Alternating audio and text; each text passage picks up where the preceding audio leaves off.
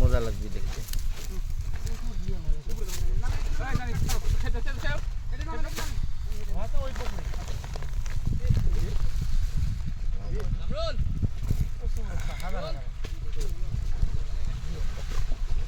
নাজমুল মানে জিওলের আব্বা।